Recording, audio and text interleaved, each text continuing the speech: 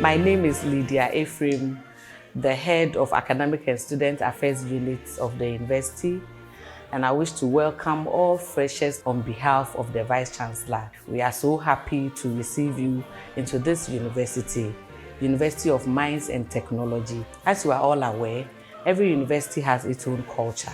That is why there is the need for this orientation, for you to know the culture of this university and how you can fit in. And so in this virtual orientation, you will be hearing from various units of the university to talk to you and what goes on. You will be hearing from the campus security. The head of security will talk to you about security issues for you to know that you are safe.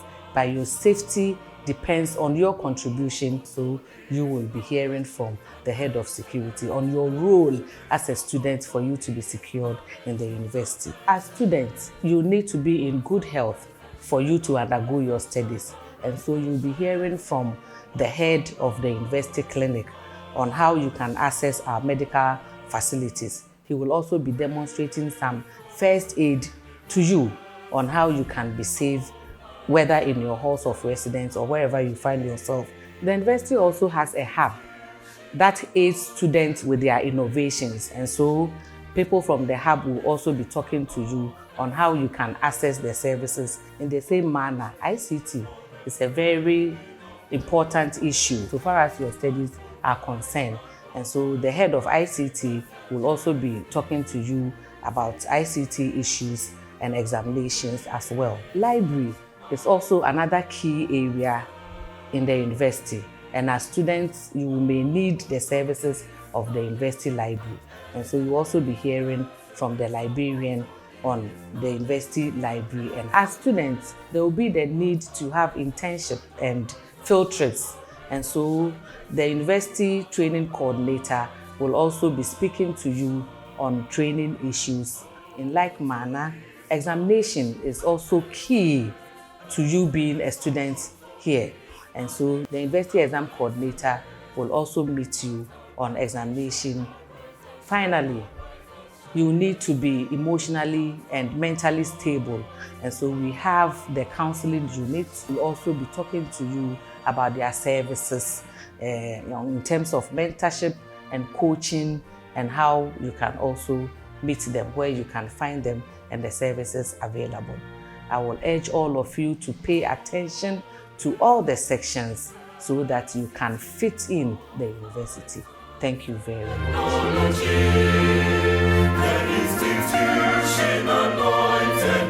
A very good morning to you, students. I wish on my own behalf, on behalf of the university, on behalf of the Counselling and Student Support Unit of UMaT, welcome all fresh students to campus. I believe you have seen how beautiful our campus is, and already the fresh air around is bathing you. We have gathered here to have an orientation. Orientation simply means to help you get acquainted to the university environment. My name is Theophilus Ander Robertson, and I am the head of the Counselling and Student Support Unit. In the university are several offices, several units, several departments. We all work together to seek to the growth and welfare of our students and staff. Among these is the Counselling and Student Support Unit of UMaT. The Counselling and Student Support Unit has the ultimate responsibility to ensure that the psychosocial needs of our students are well catered for. When I say psychosocial needs, what I mean is that anything that bothers about the feelings, emotions, the thoughts, reflections, the vision and mission, and individual ambitions of the student are well nurtured, as well as the staff and the entire university community. In this unit called Counselling and Student Support are several individuals. We are sort of professional counselors, well-trained and so experienced to assist you. And so at this point, permit me to introduce to you the counselors in the university. We have 4 counselors, and this is Counselor Peace Sichofe. Counselor Sichofe is a professional counselor, so much experienced, and beyond counseling, she's also in charge of gender and disability mainstreaming. So students who have issues of disability, Counselor Sichofe is the right person for you to go to share all your experience and challenges for redress, as well as individual counseling needs. After Counselor Peace Sichofe, too, is Counselor Reverend Father Dan Teko Vincent. Father Vincent is a Roman father by vocation and a counselor by profession. He has rich experiences when it comes to individual, psychosocial, and vocational or career counseling. In terms of spiritual needs, Reverend Father is available to support students' spiritual needs as well. Additionally, he is also in charge of the Pax Romana, that's the Catholic group on campus. And so for the Catholics amongst you, Father is the first point of call for whatever you need spiritually for his assistance. Father is in charge of the psychosocial support of our students. So whatever is bothering you that happens to affect your mental health, Father is always available to give you the needed support. So the next counselor is Counselor Very Reverend Kofi. Very Reverend Kofi is the counselor and the coordinator at the Esikado campus of UMaT. He is in charge of all the counseling activities. He provides all the counseling services at Esikado. Whatever is done here is also done at Esikado. Now, the counseling, as you may hear, is not only for students. We counsel both student, staff, and the entire community. At the counseling unit are 3 main divisions. One, we have the gender and disability mainstreaming section. Then we have the psychosocial support section of the counseling unit. And finally, we have student financial support services, also at the counseling units. All these 3 divisions work together to ensure the psychosocial growth of our students. Now, in terms of the services we provided, as a counseling unit, we ensure that we give students what you call career guidance services. Yes, as you have been assigned to your various programs, it is the duty of the unit to help you understand the various programs that you are doing, the job opportunities that are available to you. So we provide for you career guidance services. We also provide for you academic support services in terms of study habit, the appropriate and the best way for students to study. If you come to the unit, we will assist you so you know even your own individual study styles as students. The best method that you need to apply to study at any point in time, the kind of skills students need to adopt, is a duty that we perform. We provide what we call study clinics to help you to get the best out of the academic work that you are getting from the school. Beyond this, as long as you are a young student, relationship is very important. So we provide you relationship counseling, how to relate with people from different sects, different tribes. As you have come from different areas, you may have come from various areas, but for your ability to be able to integrate, we need to help you to understand some relationship management skills, how to relate with your colleagues, how to relate with staff, and the authority is a service that we provide. There are several things that we do for you. Above all, we even do what we call the mentorship. You know, there is a need in life for every individual to have a mentor, somebody you look up to, somebody that you can always go to guide you. And so we provide you with mentorship services so that by the time you leave here, you are well nurtured, you are well guided for a better career opportunities ahead of you. Then one key thing in the unit is our student financial support services. The student financial support services has an aim that as long as Ghana, we have several challenges. Financial challenge is a major thing. This university provides opportunity, what you call equal opportunity for everybody. It is not only the rich who are here, the poor and needy are also here. And so as students come here, we help or we assist individuals who have financial challenges. Among the key things is for us to seek for scholarships for our students. And so all issues that borders on scholarships are centered in our units for us to assist individual students with all financial needs. Sometimes all you even need is not even a scholarship, but how to counsel you to manage that small finances, that small amount that your parent gives you at the end of the month. So we'll help you to manage your finances, help you to draw your own budgets. And where we need to seek for scholarships, we seek for scholarships for students. Very soon we will advertise quite a number of scholarships to you that are available in the university. The links and the advert will be shared. When you see this advert, you are entreated to fill the forms, apply, and let's see what happens. You may be fortunate enough to be able to get this scholarship to support you in the university. If you have already even obtained scholarship before coming here, you are supposed to report to the counseling units. Share that scholarship with us and we'll assist you how to go about it. Now, one thing we need to know that everybody is qualified to apply for as many scholarships as possible in the university. However, you are entitled to only one full scholarship. So in occasions where somebody might have gotten 1 or 2 or 3 scholarships, once you have the responsibility to report to the counseling units. And we will assist you, help you to make the right choice out of the lot that you have, so that you are not found wanting. Because in Ghana, almost all scholarships has a clause that you are entitled to only one full scholarship. Now, as you have arrived, one of the key things that we do is that the counseling unit takes a database of our students.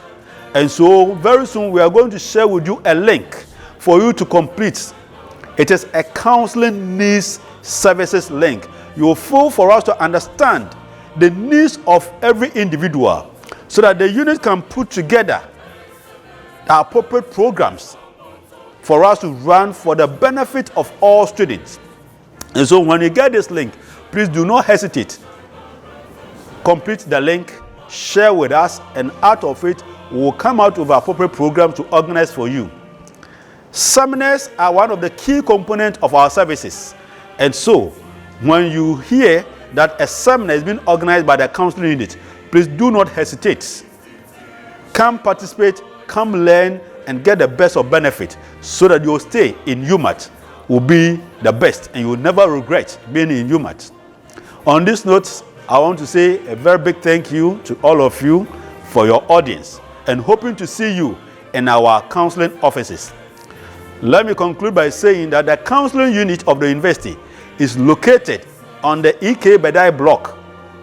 When I say EK Bedai block, all you need to do is that ask for the old administration block. If you get to the old administration block, at the extreme right end, the ground floor, the first 3 offices are the offices meant for the counseling and student support services. You will see a signpost just in front of the office. You enter the first room in the secretariat, you knock, and whatever you need, if you ask the secretaries, they will direct you to which counselor that you have to meet at any point in time. On this note, I want to say thank you and stay blessed and enjoy your stay in UMaT. Thank you.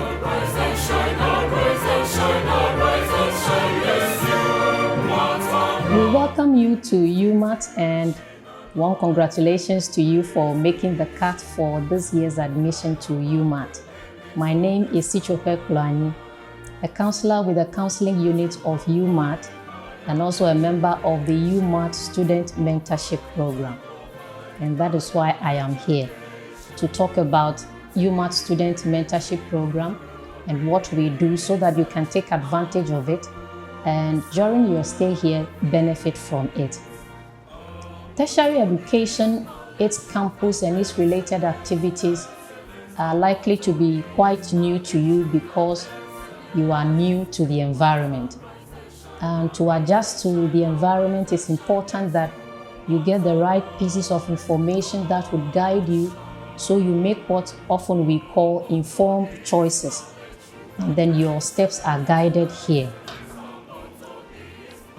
And that is why UMaT has a student mentorship program to help students in this regard. Now, I've mentioned mentoring. What is mentoring? Mentoring is a growth-focused and nurturing process that involves a mentor helping a mentee to become a better version of themselves. It involves creation of the opportunity for mentees to explore themselves, to get to know themselves better, make good decisions or informed decisions, and who knows the benefits that could come out of it for a mentee. It is also a place where people find themselves. I wouldn't be surprised if quite a number of you do not know your temperaments, you do not know your personality, you don't know your learning styles. These are some things that mentoring would expose you to, so you benefit well from the university environment. I did mention that UMaT has a student mentorship program. It is organized by 3 bodies, and the bodies are Anglo Gold Ashanti Idiaprem Limited, Ladies in Mining and Allied Professions in Ghana, and UMaT. So these 3 bodies come together, organize programs, as well as a year-long program that is mentoring program, where you are taken through activities, topical outlines, and whatever it is that would help you to achieve the target for which the mentoring program was established. Now, how do we do the mentoring here at UMaT, and maybe generally as a mentoring process? It first starts with preparation.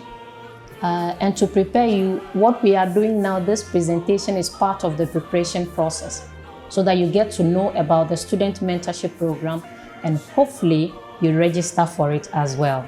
And another side to the preparation is that we would organize a program called Start Right, End Well. It is where we bring together the 3 bodies I earlier mentioned, would come together. We get really astute people, learned people, experienced people in their fields who come and then interact with first years, so that some of the questions you have about university education, the courses and all of those, they are answered during that program. So when you come, you are likely to see flyers around. We will advertise it and we would make it known to you. When you see it, when you see the advert, do come for the program so that you benefit from it. So the first step is preparation. The next is training. I did mention that we hope you register for the program, and after registering, you go through a session where you are taken through what the program is all about, what is expected of you as a mentee, what's expected of your mentors, what they are likely to take you through so that you benefit the most from the program. After that, we pair you with your mentors. Each person who registers for the mentorship program will be paired with a mentor. So when you're paired with your mentor, you go and then you start the relationship establishment with the mentor, and then you go through an outline. We have an outline of activities or topics that mentors are supposed to go through with you. Then mentors go through that with you. You would also do what we call goal setting, because even though we here, through research and because we know some of the experiences that students go through, we have drawn a program outline. We also want to incorporate what you want from the student mentorship program. So there will be goal setting time where you set goals with your mentor regarding the things you want to achieve out of the 1 year mentoring process. Then there will be action. I'm excited about that part because of some of the activities that your mentors are likely to take you through. I would mention some of them shortly. And then there is evaluation and closure. because you'd have to evaluate to find out how did the mentorship go, the goals you set, did you achieve them, how did your mentor go. Then it also helps us to work on the mentorship program so that you benefit the most from the program. Now, I did mention that I'm excited about one of the aspects of the process, which is actions. So what are some of the actions or activities that your mentors are likely to take you through? One is discussions. From last year, academic year, the program has brought about another dimension to the program where we have an outline of topics, and then we have presentations quarterly on those topics, so you benefit from them. But in addition to that, you would have discussions with your mentor, one-on-one discussions with your mentor, or your mentor would decide to meet with all the mentees attached to him or her. It's an interesting thing, and I hope you take advantage of that. There could be field trips also. I won't be surprised if some of you have not seen maybe a mine site before. I won't be surprised. But it's likely that maybe you mentioned it to your mentor says, oh, how can that be? Let me take you to go see one. So field trips are likely to be one of the activities. Assignments and presentations. There are some things that you learn by doing. And as you do it, then you gain mastery in that particular skill. So your mentor is likely to give you activities to undertake, and then maybe during a group meetings with his or her mentees, you do presentation. It also helps you with public presentation, so take advantage of that. It's also likely that your mentor would introduce you to some people who would help you to get relevant pieces of information or services or help that you need, which maybe he doesn't have. It's also part of it. And also practical sessions. For example, if a lady doesn't know how to sit, for example, maybe during one of the sessions, your mentor could decide to bring a chair forward to show you how to do the seating. There will be practical sessions. I hope you take advantage of it because it's really exciting. Now let me talk about the benefits of mentorship. What are the benefits you as a mentee you would get if you enroll onto the UMaT student mentorship program? One is that it helps to expand your network. All of you and most of you are new to this environment. Some of you may not have friends yet and all of that. Now, if a mentor is, say, attached with 5 to 10 mentees, then that becomes your first space where you begin making friends. So it expands your network at the personal level and also at the professional level. It is likely that your mentor may introduce you to other aspects, and that increases your network. It would help you with steady habits. As earlier said, it's likely that some of you don't know your learning styles. So during this process, you get to learn about it. You get to know the types of learning styles there are. You get to learn about which one is yours. And then you get to learn about how to make the most of that learning style. Also, development of abilities. Have interacted with quite a number of your colleagues or your seniors, if I should say it so. And you are really gifted. You have abilities inside of you. But these abilities would have to be unearthed. You have to sharpen them. You have to engage them. How do you do it? Some of you are really good at these tech items, these gadgets, designing things, beautiful stuff. So during or through this mentorship process, you get to develop your abilities and put them to good use. It also, mentorship would help you to adjust in the university environment. You are going to find out that it's likely you'll be moving from classroom to classroom for lectures. Maybe in your school you didn't have that, but during the mentorship process you are exposed to this, and because of these exposures, it helps you to better adjust to the university environment. Of course, mentorship does help you to perform well. Research has shown that students who are mentored do better than their colleagues who did not receive any mentoring. And it's one of the reasons why we hope you take advantage of it so that you do well. Already you're doing well, that's why you are here, but you could do better. All right. And also, the choices that you make daily put together become your lifestyle. Indeed, your being here is as a result of a choice you made.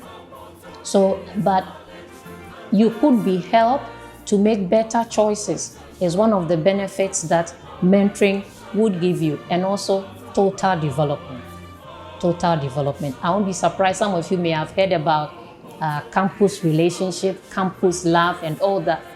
Things you need to know before, if you want to embark on such things or refrain from such, you'll be guided on that. Now, this is where we bring in the caution. We've talked about the benefits of mentorship, but there are some things that you need to know as a mentee or as a student of UMaT, and this is the voice of the Committee of UMaT Student Mentorship Program. Your first assignment here is your studies. Right from matriculation, the gun for start of your program goes off, and your eye should be on the end goal, so give it your best. If others are not behaving well, you should know that you are here as an individual, so give your education the best, because Ghana is looking up to you. Now, when you come to the university environment or your tertiary education, one of the challenges that students sometimes face is with their finances. When you come here, quite a number of you would be receiving your allowances on monthly basis or maybe on weekly basis. Maybe it wasn't so at the SHS level. So seeing probably the nice amounts they are giving you, then you think that it is time to eat KFC every day. No, that would not help. So student mentorship program will take you through tidbits on how to do simple budgeting. Yes. And then for you to track inflows and outflows, how money comes into your hand, how you use it, about savings and investments. But one of the key things is that you need to learn to manage your money. I say it again, you need to know how to manage your money so that you don't get stuck here on campus and then it affects your academic work. Do pay attention to that. When you come here, you're going to be with other roommates. You've got to learn to live with other people. They are going to be different from you. There are individual differences. They'll be different from you in how they talk, how they behave, because also they are from different backgrounds. But you've got to learn to live with them so that you all have a peaceful environment and the peace of mind to attach to your studies and get the best from it. We hope you take advantage of the student mentorship program so that in all these areas you are helped to make the most of your stay here. In closing, tertiary education is likely to be the last of your steps or gates for you to enter into the world of work. There are implications. Do it well. Do it well, because Ghana is counting on you. And the decisions that you make here cumulatively would be your reflection at the end of your 4 years. And when you look back, one thing you should have is that you made good decisions and you lived your life well. So start well, and all other things being equal, we hope you end well. Purposefully explore yourself. Find out other things about you. Explore fun things as well once in a while. Have a good time here. And we hope that you take advantage of student mentorship program. When they call for meetings, you attend, so that whatever it is that the program has for you, you take advantage of it, and we hope you have a good time. We wish you good stay. We hope you have a pleasant time and fruitful studies, and that you graduate well. Once again, welcome to UMaT. Thank you.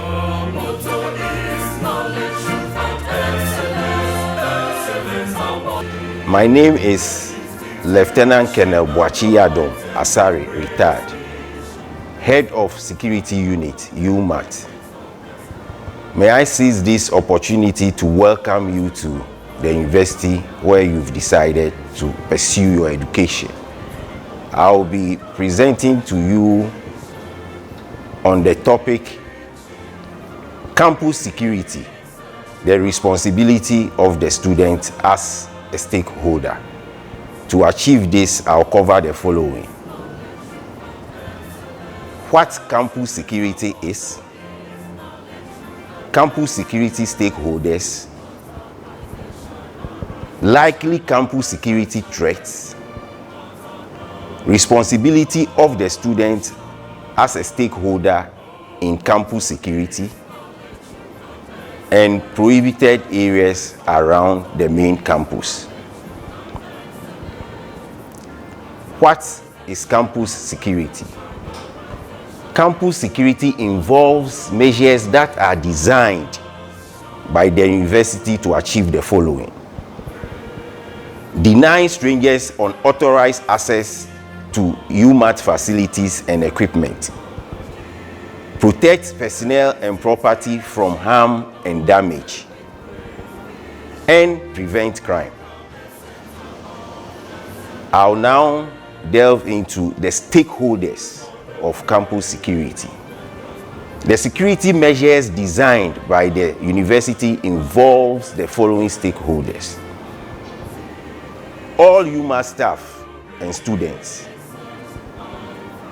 security agencies such as the police, the fire service, and the military, and security specialists and experts such as bomb and surveillance experts. Having made you aware of what campus security is, I will now touch on some security threats that you may likely encounter on campus. The first is theft. Criminals from nearby settlements do target residential halls and hostels to steal valuables of students. Some of the errand boys that serve you in the halls and hostels are also not trustworthy. Regrettably, some of your colleagues may engage in stealing on campus. My next threat is about attack on students en route to private hostels. Some criminals take advantage of the absence of street lights on roads leading to private hostels and walking alone and attack students during day and night. Scam is another threat. Some criminals may pose as prophets, malam, and experts to deceive you that they can solve some problems you are facing, and during the process dupe you. Some students also engage in scamming activities on campus. Attack by animals. UMaT land is partly covered by forests and serves as habitat for animals such as bats, snakes, antelope, monkeys, etc. These animals do stray into residences and nearby bushes and attack people. Hazardous materials are also another threat. UMaT laboratories contain harmful chemicals. Transportation of mining explosives close to UMaT also poses great danger. Cyber attacks. Cyber criminals may gain access to your data stored on electronic devices or network. Fire is another threat. Potential fire within facilities on campus such as the laboratory, your lecture rooms, cafeteria, residential halls, bungalows, and offices. Last but not the least threat is about sexual exploitation and abuse, popularly known as C. Sexual exploitation and abuse occurs when a position of power is used for sexual purposes against a vulnerable member of the community. Now, having made you aware of all the threats that you may encounter on campus, I want to equip you with measures that will mitigate such threats. And these measures are the responsibilities of the student as a stakeholder on campus. You are to stay alert and be aware of your environment.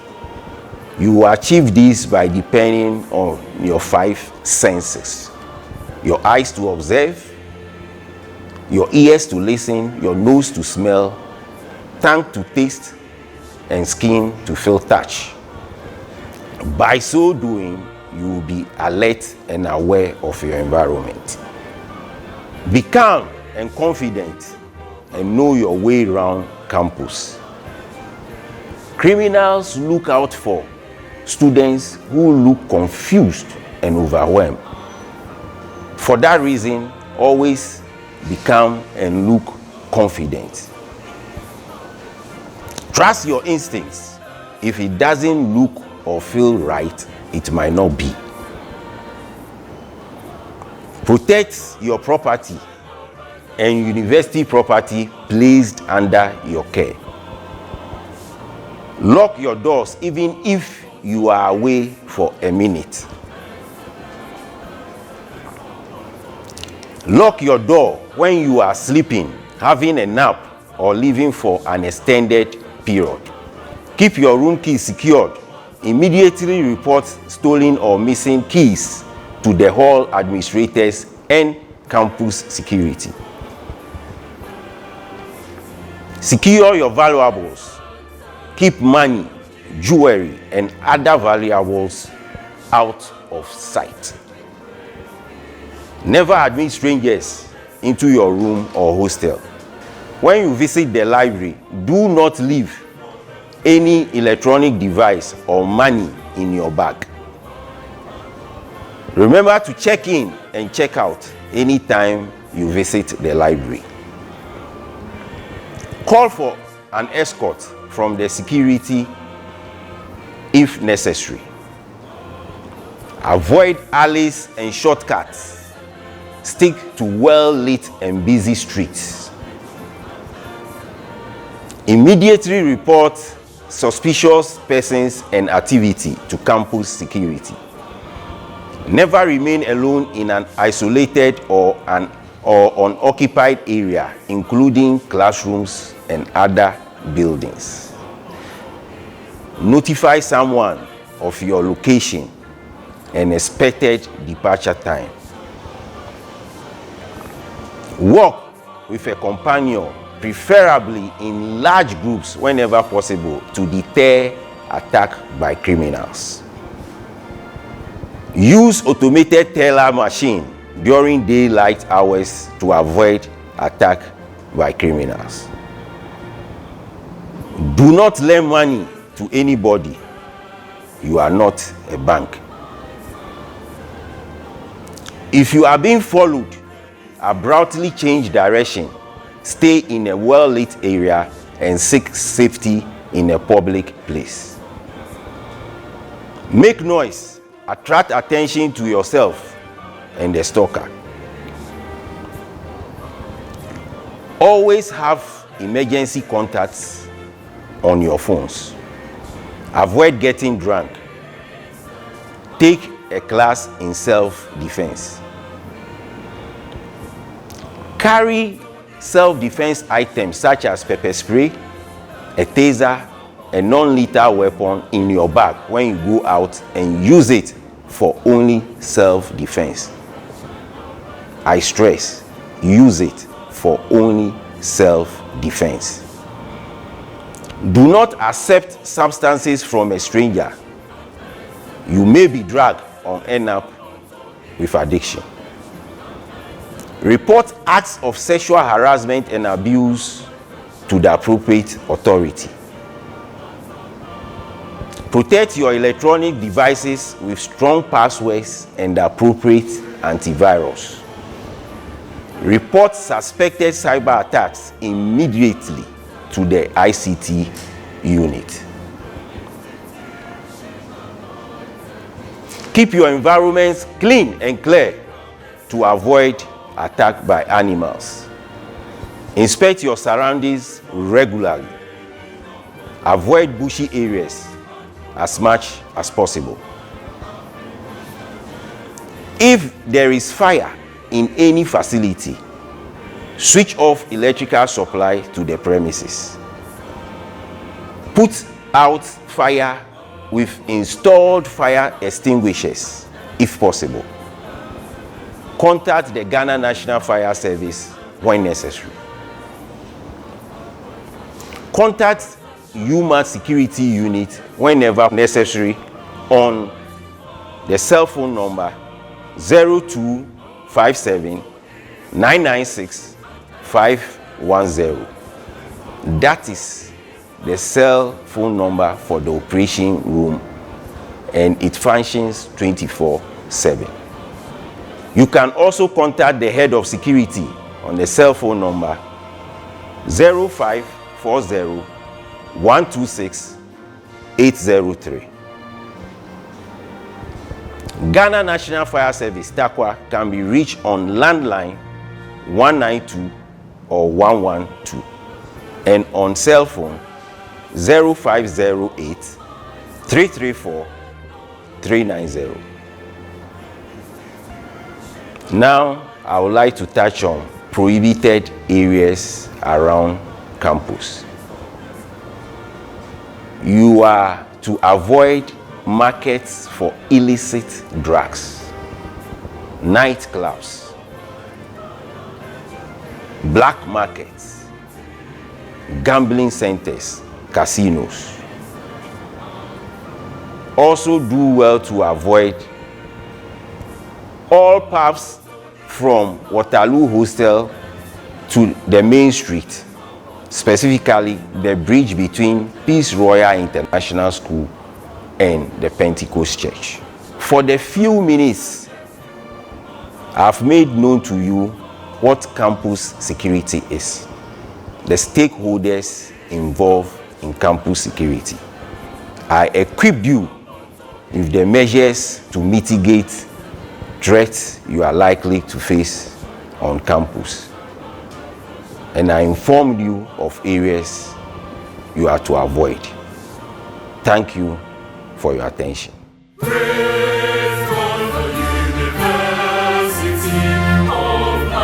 Good day and welcome to the University of Mines and Technology. The University of Mines and Technology Clinic is located on the university campus, just adjacent the FAMES block and behind the ICT block. You can also locate it when coming from the KT Hall. It's just after the auditorium on the left side. I'm Jane Dwell Oklu, Senior Nursing Officer, and our HOD is Mr. Ebenezer Say. For the University of Mines and Technologies, we work only on weekdays from Mondays to Friday. Our working hours is 8 a.m. to 8 p.m. We do not work on weekends and on holidays. We have an emergency system where we have an ambulance service. If you have an emergency, you call and we come and pick you and then we treat you. You can access the clinic via NHIS and your index number. So it means that when you are coming, you have to come with your NHIS card, index number or reference number that you've been given as per what is in your admission letter. You may still attend if you don't have the National Health Insurance card, but it's very important that you have it so that you can access all our services. We have laboratory services, we have pharmacy service. We do refer when cases are beyond our means, but fortunately, we are able to manage our cases. We also have reproductive health and family planning unit where we educate you on your reproductive health and offer services as well. As you are coming, it's very important that you take control of your physical, emotional, and mental well-being so that you'll be able to perform well in your academics. You are coming in a stressful condition because you are going to learn, write exams, and be involved in a whole lot of activities. And so you need to prepare very well before coming. When you come, you need to relax and then follow whatever is going on. And somebody may ask me, what is stress? Stress is just a condition that brings you under pressure so that you will not be able to achieve whatever you are supposed to achieve. It makes you very uncomfortable, and you can even experience some aches and pains here and there. And living under stress, it limits our brain capacity, so our ability to think is reduced when we are living under stress. There are so many causes of stress. I'll mention some few ones as students, what you will come and face that will pose as stress factors for you. We have financial stress. Sometimes, especially getting to the end of the semester, some of you students, you become financially unstable, and then that puts you under lots of stress. But the good news is that you can speak to the financial aid office, and then they can sort you out. They can check if you can access grants, loans, or any work and study means if it's available.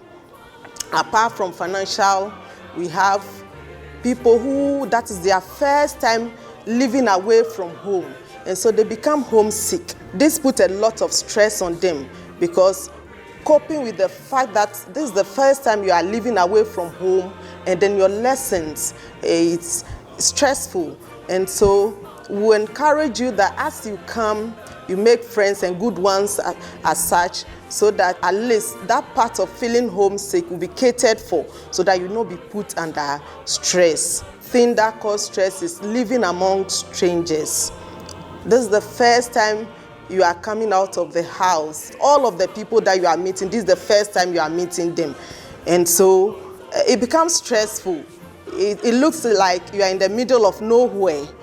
But it's very important that you become sociable, make friends here and there, so that you become acclimatized to the environment and to the people around you, so that you can reduce stress. Aside that, cohabiting with roommates, because we are all coming from different backgrounds, your roommate is not going to exhibit the same character as you.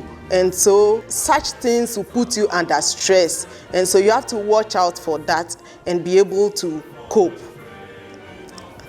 Also, coursework and exams.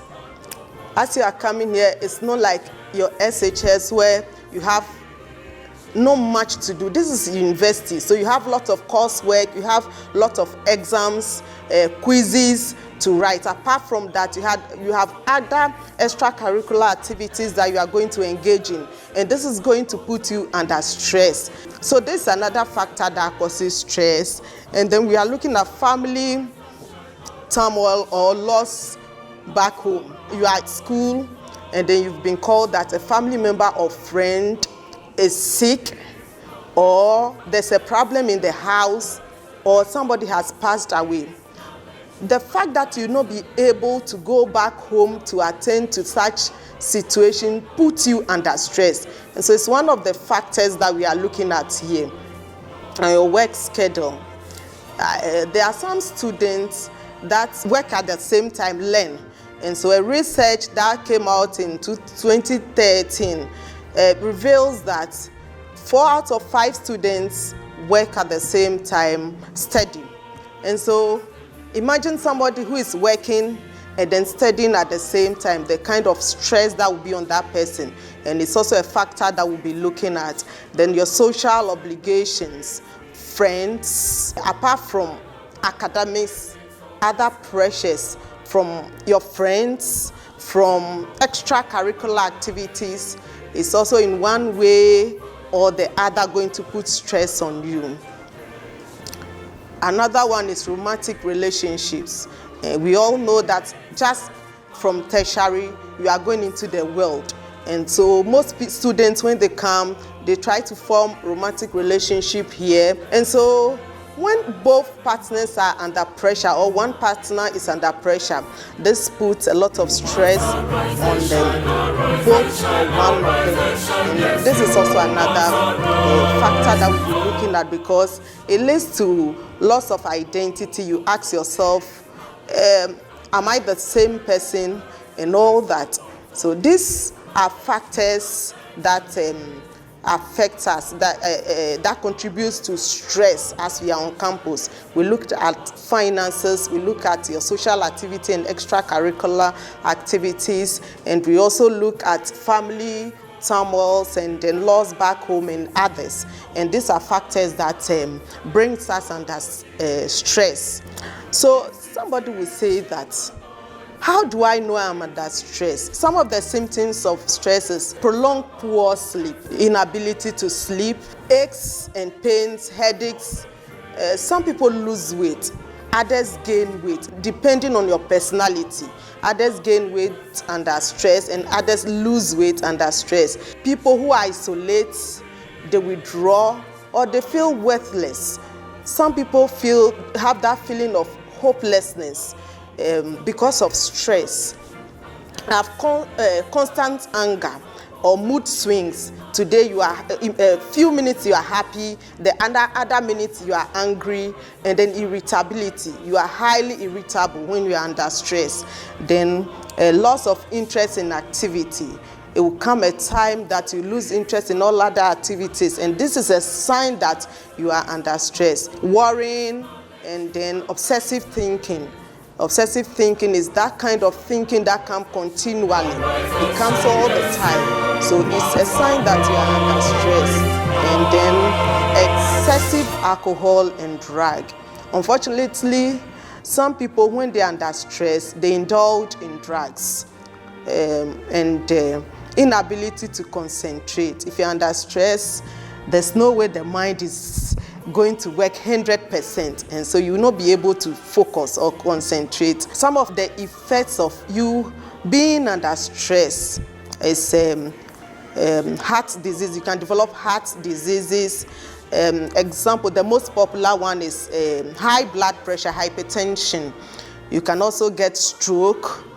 You can have depression.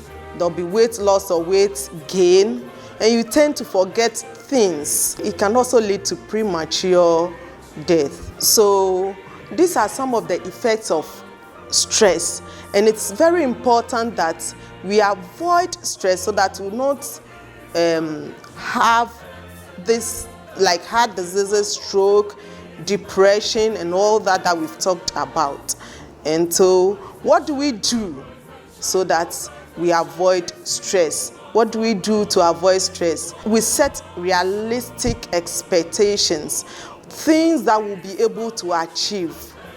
It's good to be ambitious, but make sure that your expectations or your targets are realistic. Avoid procrastinating. I'll do it today, tomorrow. As soon as it comes to mind, write it down and make sure you achieve it in time. Then you divide your work. It's also good that you draw a timetable to your activities on campus. So you know that between this time and this time, I'm having lectures, and between this and this, I have to go and eat, I have to read, I have to take a walk around this time and this time. So when you divide it like that, you divide your work, it's very easy for you to meet your expectations and then to be relaxed and then reduce stress. Then delegate. It's not everything that you can do. There are some of the things that you need to let people help you do it, or you need to delegate people to do it for you. And so delegation is very, very important. For instance, here's the case that you are a student leader as well as being a student. There are some leadership roles. There are some roles that you can give to other people to do for you. So delegation is very, very important. And then recreation, very, very, very important. You need to refresh yourself, involve in recreational activities. We have a football field here. If you can engage in football or any form of recreation that will help you relieve stress. Then time management. And we also advise that you eat well. Food or diet is very important in our health and well-being. So we encourage that you drink a lot of water, you take in much fruits and vegetables, especially the green leafy vegetables. And most situations that we face at the clinic is people with stomach ulcer, and they develop it because they mostly skip their breakfast. Some also skip both their breakfast and their lunch, and this develop into stomach ulcer. So please, if you have lectures and it's going to be early in the morning, make sure you have maybe a biscuit or something in your bag, so that along the way, when you see that you are hungry, you can munch on something. And so you eat well, you avoid alcohol or limit alcohol intake, because and other stimulants. Alcohol affects our brain. It destroys our brains because it acts as an empty calorie. You take it and you think that you have lots of energy, but it's just deceiving you, and at the end of the day, it will just break your system down. So we advise that you avoid intake of alcohol. Then you connect with supportive people who support you so that you can relieve stress, people who can give you good advice, people who encourage you, connect with them. And then you find out what hobby you have, and make time for it and engage in it. Then you can take vacations. If you can't take vacations, you can take time out. Maybe go out, take a stroll or something like that.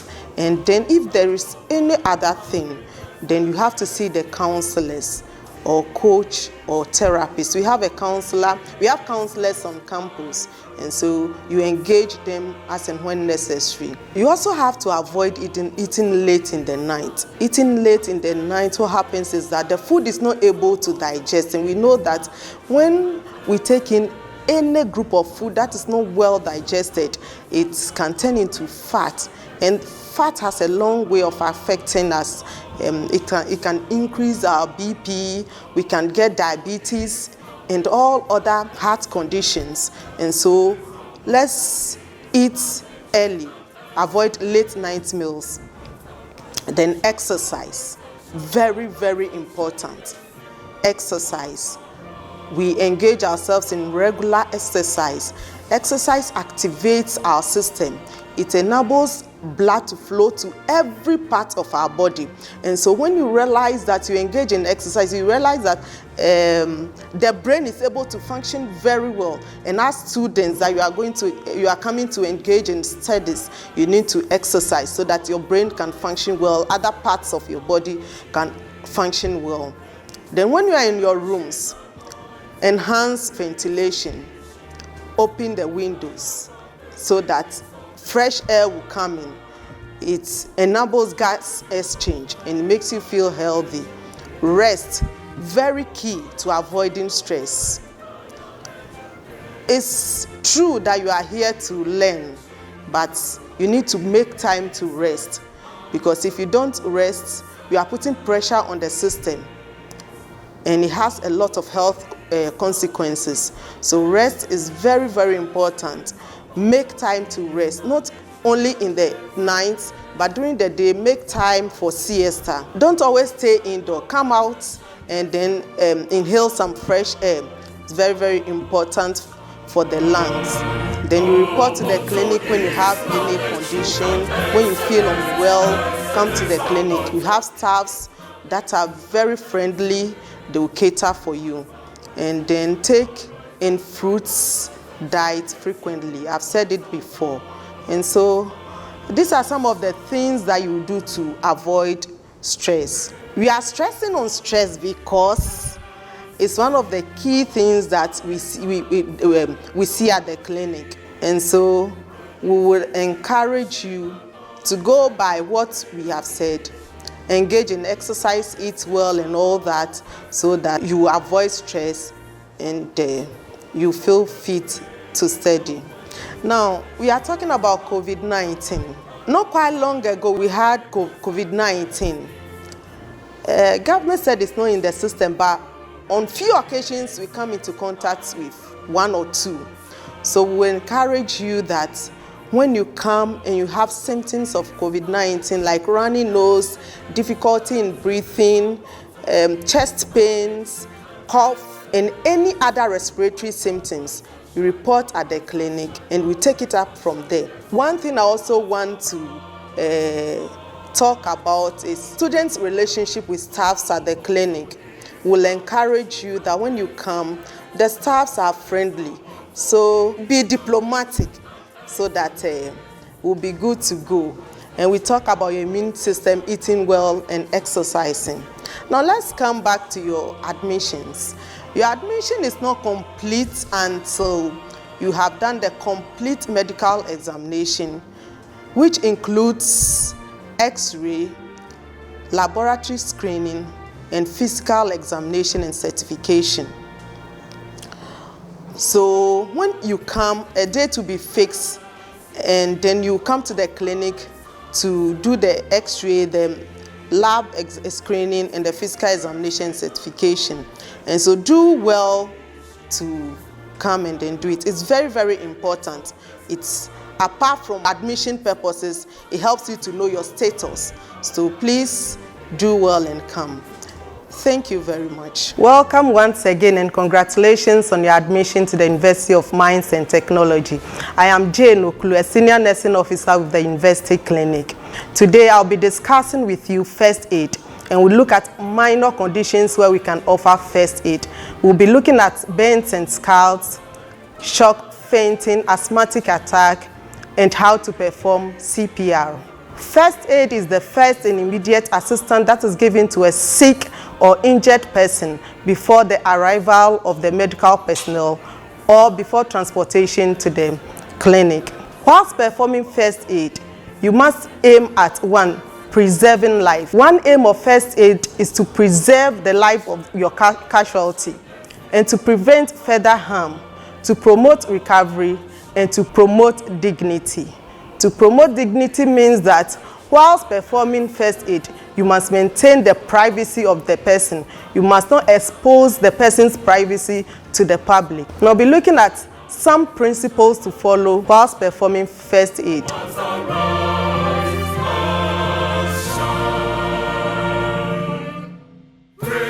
Principles of first aid. Assess the situation quickly and calmly. Make sure you don't put yourself at risk. Watch the accident site carefully before stepping in to help your victim. Protect yourself and the casualty from danger. Never put yourself at risk. Prevent cross-infection between yourself and the casualty as far as possible. And in this case, you put on gloves where there is exposure to any bodily fluid. Or if you don't have gloves around, you need to improvise. You can put your hand in a polythene bag to protect yourself and the victim from infection. Now, comfort and reassure casualty at all times. Give early first aid assistance to casualty with the most serious or life-threatening conditions. So, if I meet 2 casualties, one is having difficulty in breathing and the other is bleeding. The one with the difficulty in breathing is having a life-threatening condition. So I will attend to that person first before coming to the one with the bleeding. So arrange for appropriate help. Call the ambulance. Now, we are going on to look at some minor conditions that need first aid. We look at burns and scalds. Burns is an injury or damage to the skin, mucous membrane, or conjunctiva caused by heat, electricity, chemical, and friction or radiation. Scald is a type of injury caused by hot liquids or gases. Now, what are some of the indications? What are some of the things that will show that somebody is having a burn? So, there will be change in the skin color, either pink, red, white, brown, or even black. There will be blister formation, pain in the burnt area. Then there will be wheezing, sore throats, hoarseness of voice, especially when there is inhalation of gas. To manage burns, you first need to stop the process. So if it is fire and it's caused by electricity, you look for the main switch and put it off. Then you assess the area before entering. Then after that, you assess the victim and see if there are any blisters and wound. Now you open the tap and make sure that there is flow of water to the burnt area so that you cool down the burns. Then if there is any wound, you cover. Then you transport your victim to the hospital.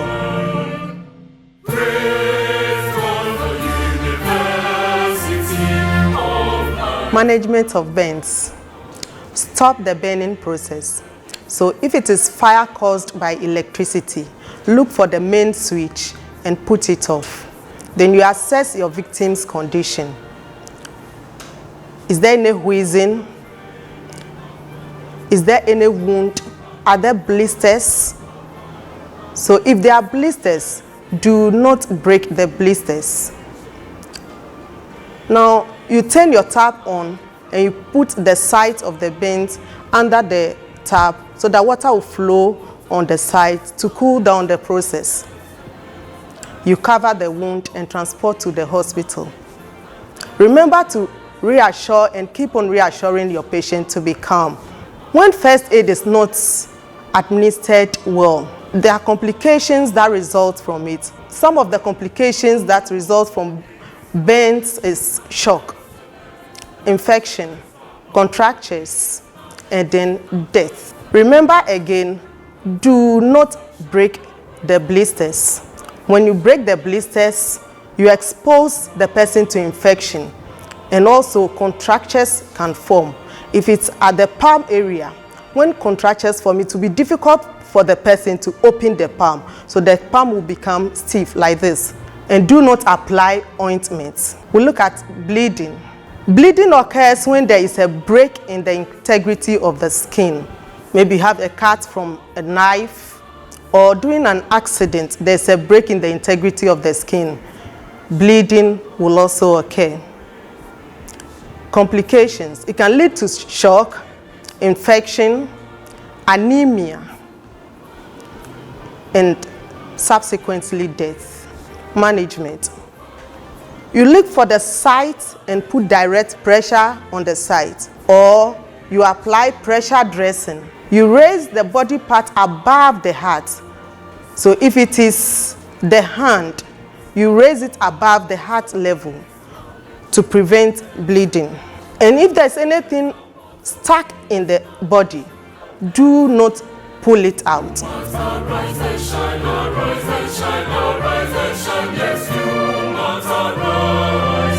We'll be looking at asthma and how to manage asthmatic attack. Asthma is a respiratory tract condition where the respiratory tracts contract and the person finds it difficult to breathe. There's wheezing, which you can hear, and the person is irritable. To manage asthmatic attack, you need to get close to your casualty. So to manage asthma, this is a practical demonstration. This is a victim of asthmatic attack. And so first of all, come around and look for anything that the patient is allergic to. High-scented perfume. Then I move the patient away from the perfume, or I move the perfume away from the patient. Then I call for help. Help! I put the patient in a sitting up position, losing tight clothing.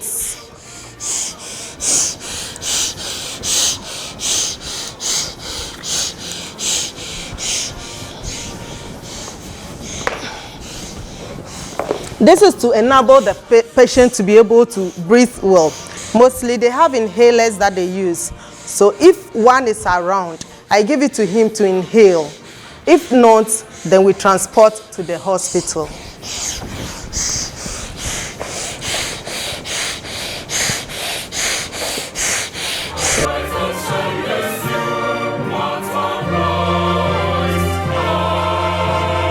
So I'll be presenting on choking.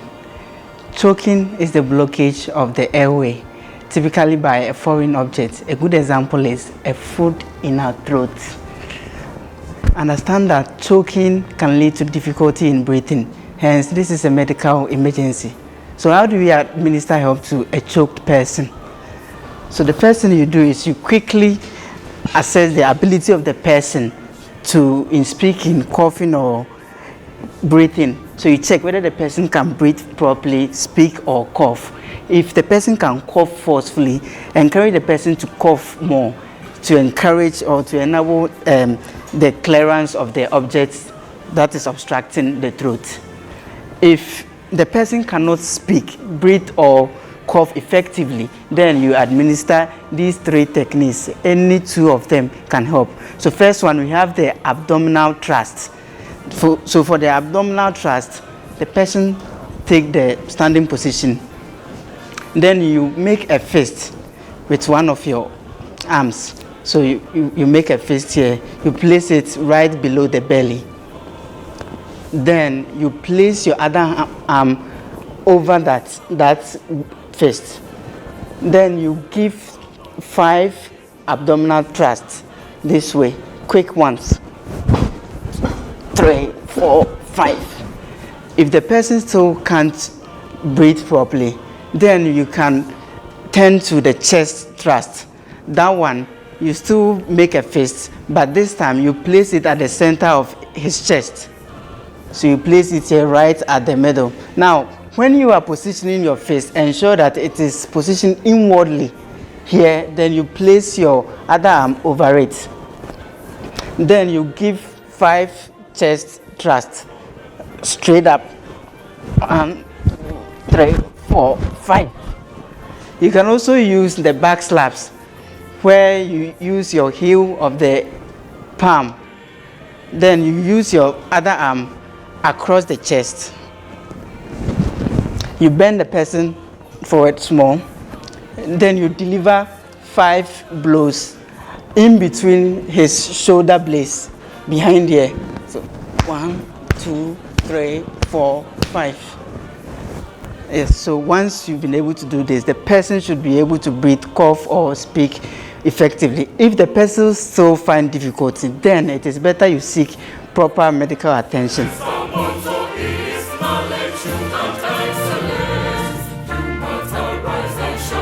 So what do you do when you are alone and choking? The first thing you can do is to move outside so that you'll be noticed by someone.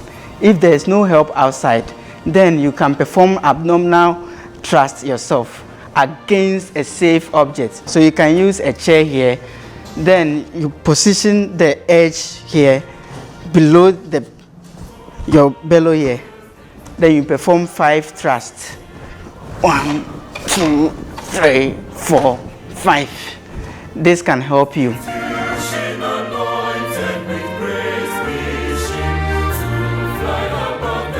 Okay, so I'll be talking about fainting. Fainting happens when you lose consciousness for a short period of time because your brain is not getting enough oxygen.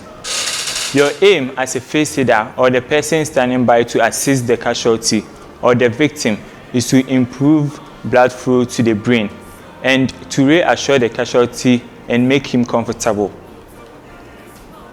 So causes of fainting, what actually causes fainting? We have fear, we have severe pain. So there will be pain from something which can cause or trigger fainting. And we have a sudden drop in the blood pressure. So this one can be as a result of someone standing too quickly. So maybe you are standing from a chair and you stand too quickly. It can result in fainting. And we have someone also standing in one position for too long. So when you be in one position for too long, when you sit for too long, it can result in fainting. And we have dehydration too as a cause of fainting. So fainting and shock, they are related. So we will take both of them, then we deal with their management. So shock actually occurs when there is a bleed or a burns, when the person is dehydrated, when the person gets some reactions out of allergies, when there is an external cause. Maybe the person had a bad news, it can actually result the person in a shock. So these are some causes of shock. Then with the signs and symptoms that as a face aider or the person who is helping the victim, there is some signs that you have to take notice of. You have to actually check for a pale or a cold or a clammy skin. You have to check if the person is not able to move. You have to check for a low blood pressure. You have to check for a fast and a weak pulse. So as a face aider or someone who is there to help, what are you going to do? Signs and symptoms of shock. We have pale, we have cold and clammy skin. We have weakness or inability to move. The person's blood pressure goes down. We have fast and weak pulse. So these are some symptoms that we should take notice of when catering for someone who is under shock. So we are coming to do a short demonstration about shock, how you are going to manage shock or faint. So when someone is feeling shocked or the person has fainted, for fainting the person will be lying down, but shock, maybe the person will be sitting. So you have to encourage the person to lie down. Or when you come to meet someone who has fainted and the person is lying down, so you have to put the person in a safe position. So that's what I'll actually be doing. And you have to also make sure that the person gets fresh air. So you have to loosen some tight skin, some tight clothing. You have to actually loosen them. You have to open windows too if necessary. And if people are crowded around the place, you have to encourage them to open up, prevent overcrowding so that air can actually get to the person. Then I'll come and raise the person's leg above the heart level to get oxygen to the brain. So this is what you'll be doing for some time for the person to get oxygen to the brain and the person will recover. So during faint or a shock, this is what you have to be doing as a face aider. Or you can actually put a chair there and for it to support the person's leg raised.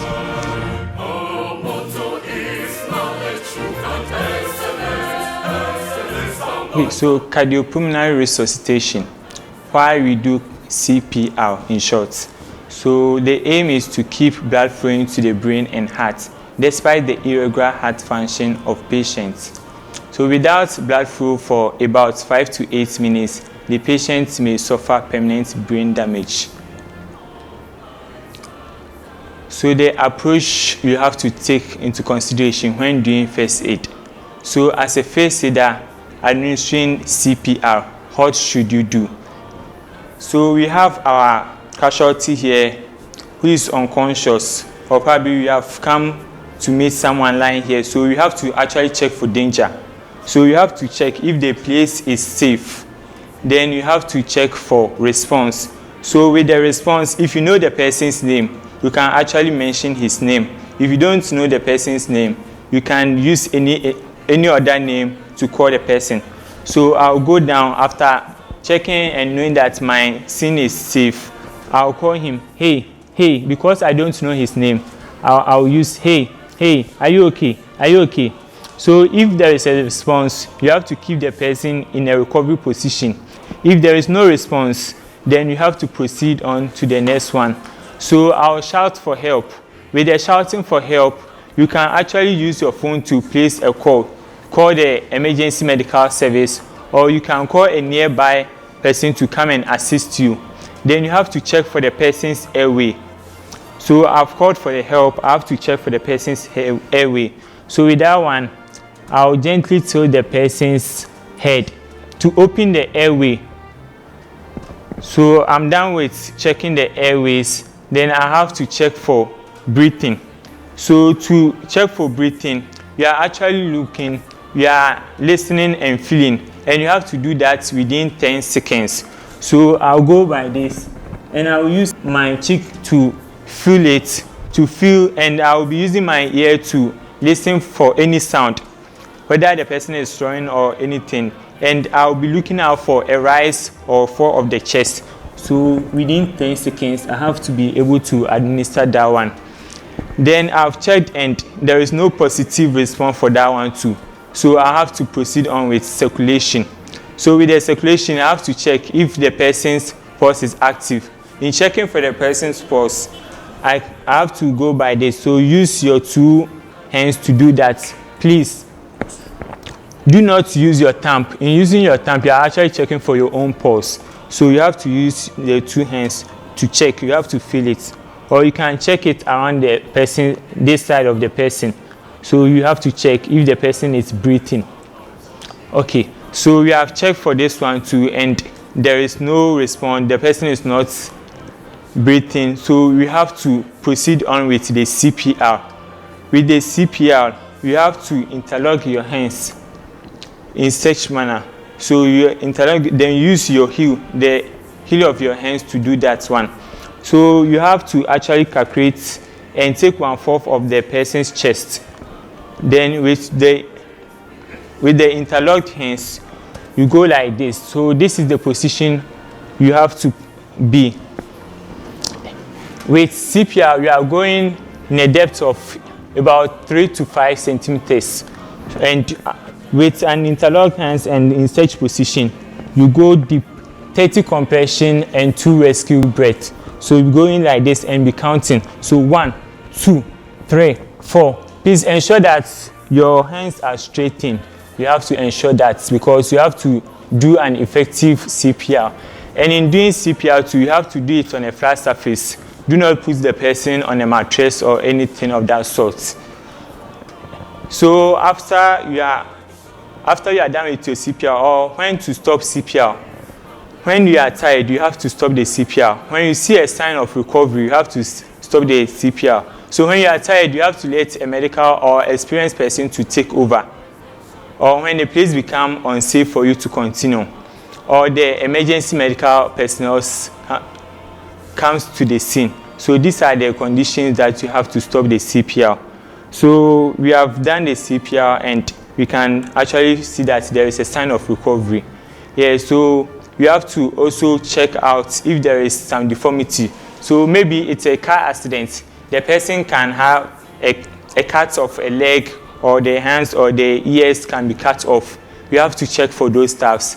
Then exposure of the external body. So the environment can also cause some effects. So you have to check for the grounds, the arms, all parts of the body to see if there is a bleeding. Then you have to treat it as such. That is it about first aid.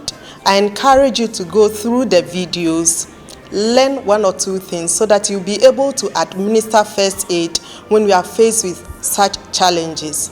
With me doing the presentation is Michael Joe, a member of UMaT Red Cross. Frimpong Akwesi Ruben, a member of UMaT Red Cross Society. So we are on both campuses, that is Kado and Takwa campus. And you can reach out to us on 055 47 10 508. I wish you a happy and stress-free stay on campus.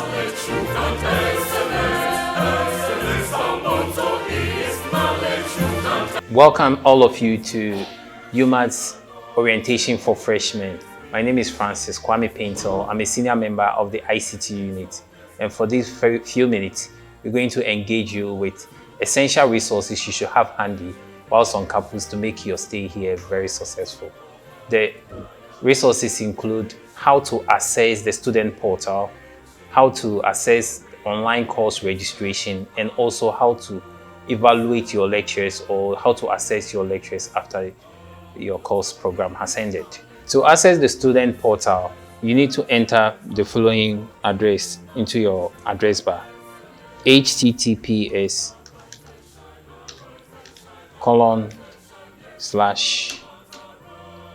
portal.umat.edu.gh/students.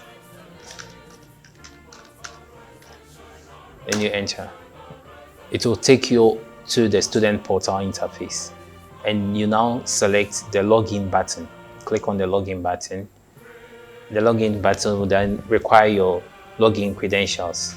Enter your reference number as your username, and also repeat the same as your password. So if your reference number is 900,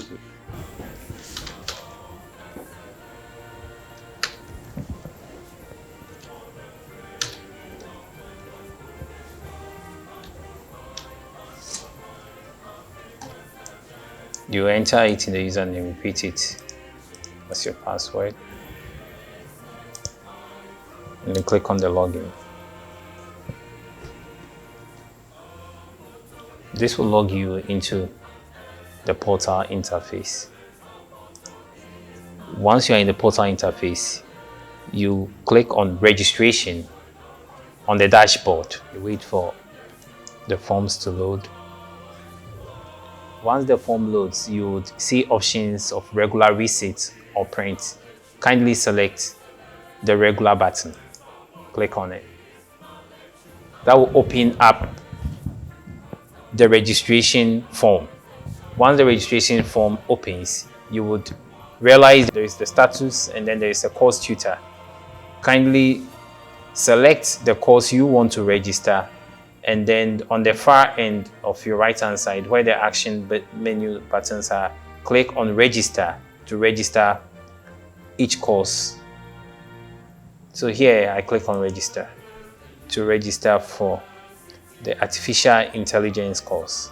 You click OK to confirm. And then I go to the industrial electronics. It is currently having the status of unregistered. I click on register button, and that also has been successfully registered. I click on OK to confirm the registration. And then I go to the logic of computer science, and it's currently reading on status unregistered. Kindly click on register to also register it. Click on OK to confirm the registration. And then finally, network principles. You click on register to confirm it's registered successfully. Now we have all our courses registered. What we need to do is to now print out our registration course. So the print button, you can print and then have a hard copy of the registered courses. Before printing, you can also do a preview of your print, which will give you the holistic picture of whatever is going to be printed as a hard copy before you print it. You can also convert this same form into PDF so that you can keep a soft copy of the form. So you go and click on export button. There is an arrow facing down, a dark arrow facing down. You click on it and then you click on PDF to convert the form into a PDF version. It will download the form automatically. After it's downloaded, you can open it and then keep a soft copy PDF version of the registration courses. So you see, this very simple to follow, and similar ones would also follow suit as well. Okay, so now we're going to have our final rundown on how to assess each lecturer after a course or after a program has completed or ended. It's very essential you assess your lecturers so that we can also see their performance with the students. So to do that, you still on the student portal, you would have to go to the dashboard and look for survey on the dashboard and click on survey on the dashboard on the student portal. There you have lectures assessment. So you click on that under the survey. Once it is loaded, you will see each lecturer listed on the page. So for the lecturer and the particular course, you would have to click on it. So if you are going to assess a lecturer who took you through a course, operation, research, you would click on it and it will open a page where you would have questions, various questions to answer, and through that you would be assessing the lecturer. So for this particular course, there is question 1 that clearly state the course objective and course content. Was it very poor, average, good, or very good? So you select each of these options and you go through similar ones in the list to assess the lecturers. And after that, you would have to click on save button to advance. So you save and continue. Once you do that, you will see or you realize that the percentage of courses you were able to access or questionnaire you were able to access would be rated here in percentage. So now, based on what I selected, I have 24% here. If I'm able to answer or access all the questions, in total, we have 20 questions. If you're able to access all of them, you'll have 100% and then you'll be done.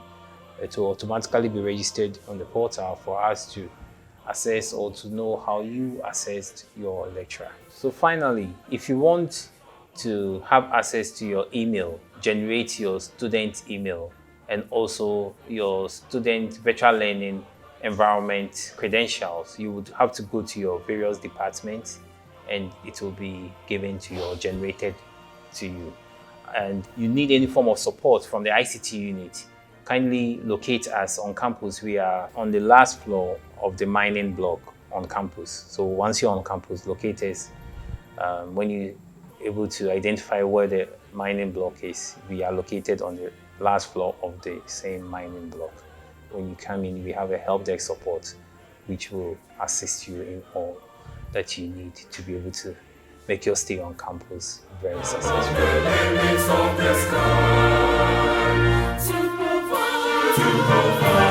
My name is Albertha Ampofu, a junior assistant librarian at the University Library. On behalf of the University Librarian, I'd like to welcome you all to the University Library, also known as the Professor Daniel Mukujima Library. At the University Library, we provide support for our user community. So our user community includes those of the town and those of the gown, which includes you, our cherished students. So members of the town includes members outside the university, and members of the gown includes the people inside the university community, which includes you, our cherished students. Once again, you are welcome. To have access to the facility at the library, you are advised to register for use of our facilities. For registration, you will need your student ID number and your institutional email address. Kindly visit www.library.umat.edu.gh for this registration. The University Library has several facilities for your academic progression. At the library, we have the inquiry desk, we have study spaces, we have collaborative study spaces as well, so that if you are coming in a group, there's a space for you. And if you want to have a solitary space for studies, we also have a space for you. Also, we provide reprographic services, which means that you can have your binding and printing services right in the comfort of the library. We also provide binding services for you. This is purposely for preservation and standardization. You are advised that at the end of your 4-year period or at the end of your 2-year academic program, you have your binding done at the University Library to ensure standardization and preservation of your project works. Also, for postgraduate students, we provide indexing services for you. Kindly contact the University Library or School of Postgraduate Studies for further clarification and guidance. The library also has several collections for your use.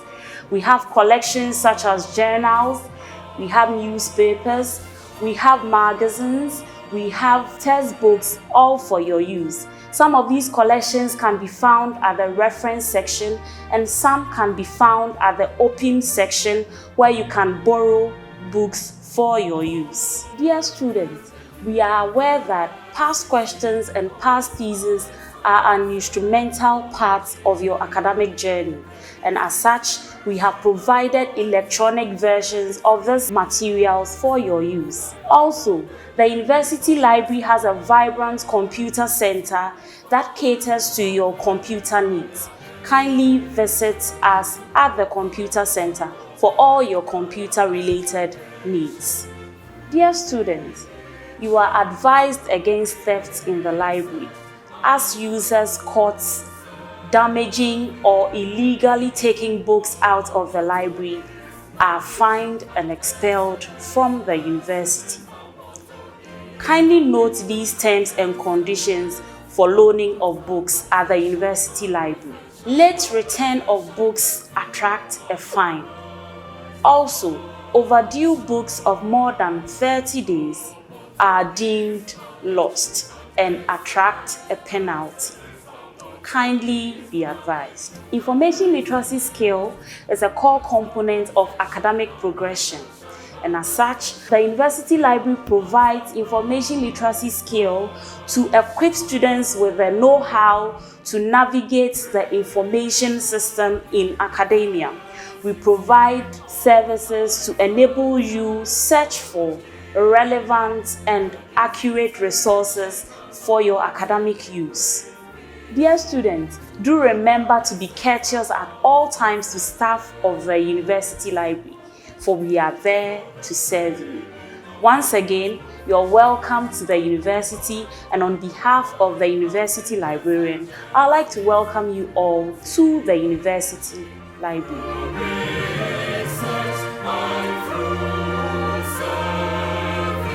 Hi, I am Dr. Yao Yavenyo Ziga, the head UMaT Training Coordination Unit. On behalf of the training unit, I welcome you to UMaT. The training unit was established to promote university and industry linkage. That helps in bridging the gap between university education and industry. Through the training unit, students are equipped with practical experience in the work environment to make them competent and efficient after graduation.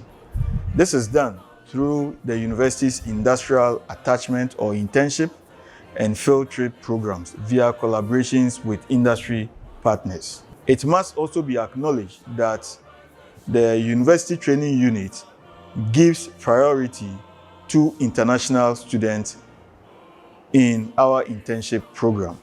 We also assist industries to recruit students from various faculties for national service.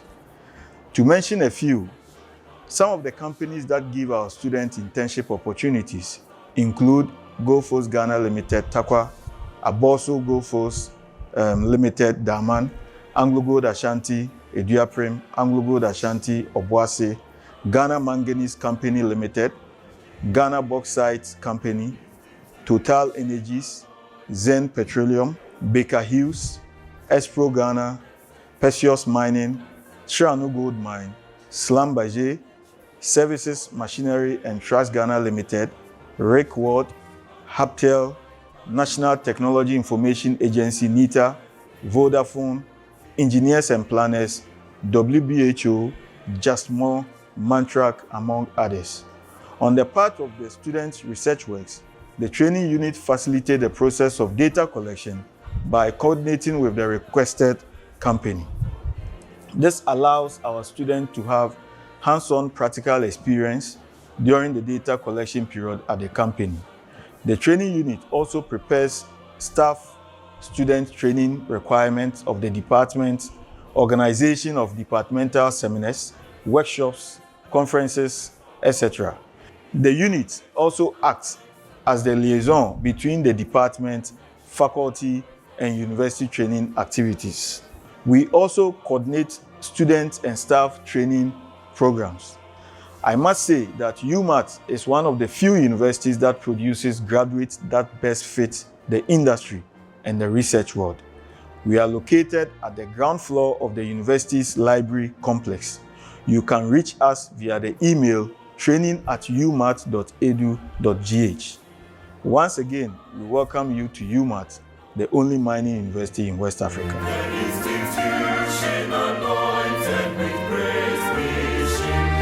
Hello, you are welcome to University of Mines and Technology. My name is Dr. Asare Asante Ano, the University Examinations Coordinator, and today I'm going to give you a brief guide as to how students are assessed and then regulations with regards to examination. So like I said, the objective of this is to educate fresh students on the university assessment systems and examination regulation. I would like to take this opportunity to welcome all the undergraduate students for certificate, diploma, and the degree programs.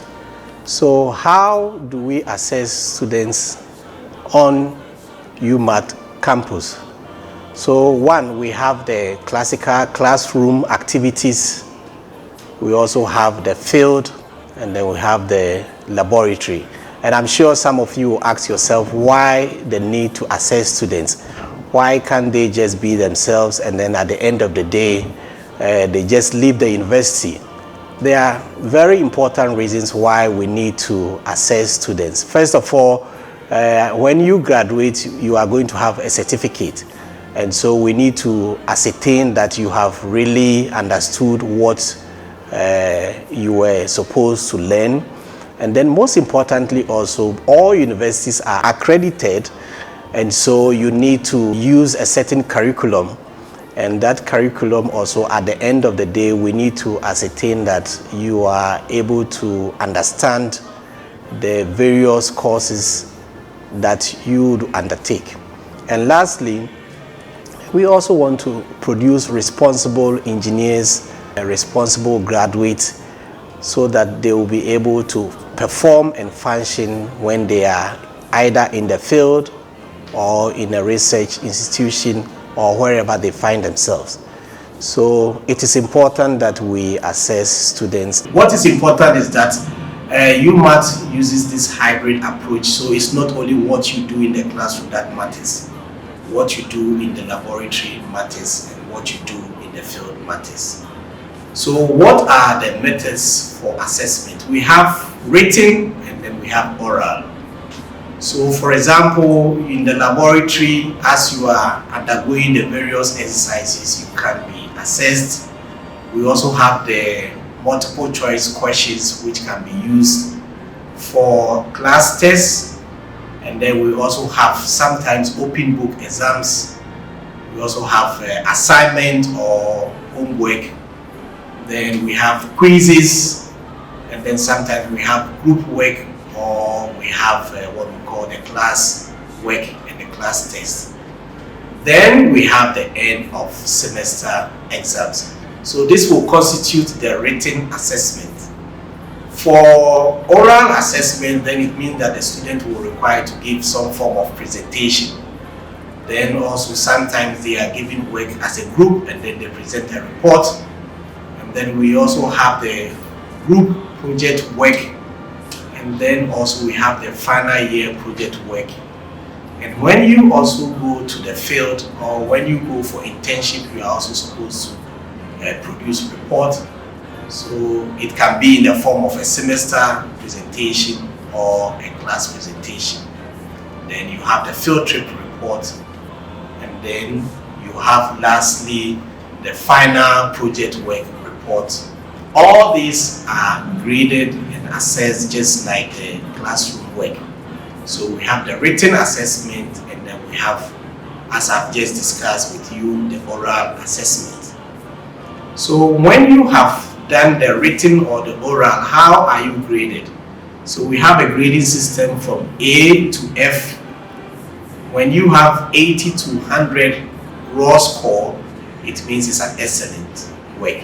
So whether it's written or oral, when you have A, it means that you should score a grade between 80 and 100. If you have 70 to 79, it's a B. If you have 60 to 69, it's a C. And then if you have 50 to 59, it's a D. If you have below 50, then you have an F. For some reason, students might not feel well during quizzes or end of semester exams. In such a case, then you have an I, which is incomplete. And so you will have to come back to rewrite those papers.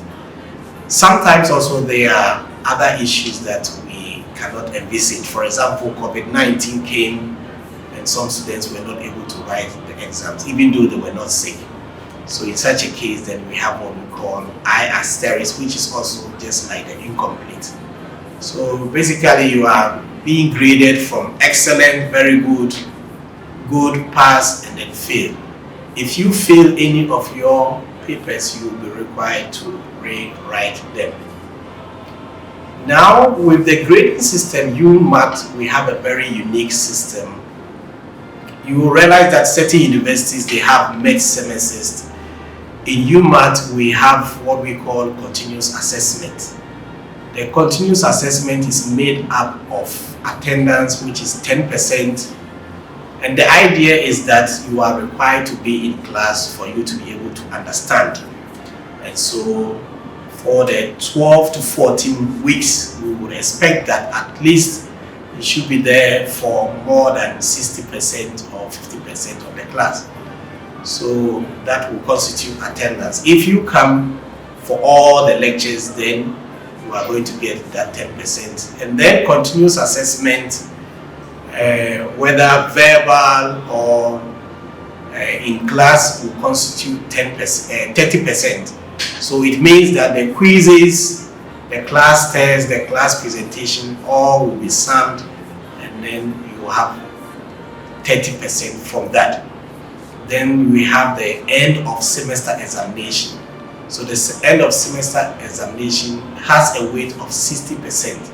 So in the end, if you sum the attendance, the continuous assessment, and the end of semester, you have 100%. This means that right from day one, when you come on campus, you have to make sure that you attend lectures, both physically and online, and make sure that you also do your assignment. So the second part of the presentation talks about university examination regulation. Now I assume that you have listened to the first part, and so you know the mode in which you will be assessed, both orally and then also in the classroom. For the university examination, it's a very important portion and part of the rules that you have to read, because examination makes the university, and a good university would also have a good certificate that you should be proud of, that you can use. And so sometimes students find themselves in certain examination malpractices, which in the end sometimes they are even sacked from the university. So I think it's important that at the beginning you take a very good look at the regulations regarding examination at the University of Mines and Technology. And again, it's in the material that you have been given, so I encourage you to read it thoroughly. So the duration of exams is dependent on the credit hours. So for example, if you have a 1 credit hour course, then the exam duration is about 1 to 2 hours. If you have a 2 credit hour course, then the duration of the exams is about 2 to 3 hours. And then if you have 3 credit hour course, then the duration of the exams is about 3 to 4 hours. This should inform you when you are preparing for your exams, so that if it's a 2-hour paper, you prepare adequately. If it's a 3-hour paper also, you prepare adequately. So what would qualify you as a student to enable you to write exams? You should have registered for the course. So at the beginning of the semester, you go to the department and then you register. And most importantly, you should not have absented yourself for 30% or more of the total attendance. So it means that if we are meeting for 12 weeks, 30%, you can already do the calculation yourself. You should be in the class. I must also caution that sometimes certain lecturers take random attendance, so you also have to try and meet the 30% requirement. Secondly, you should not also have absented yourself for a total of 14 days in the semester. The idea is that if you have absented yourself for more than 2 weeks, then you have mixed a lot of things that you would be required to repeat the course. You should also have a continuous assessment for the relevant subject area. So if you do not have any class test, quiz, or you were not well, then kindly see the course examiner. Otherwise, you will not be allowed to take the examination. Then lastly, you should not have been rusticated from the university. Now there are instructions that are given to candidates before the exams.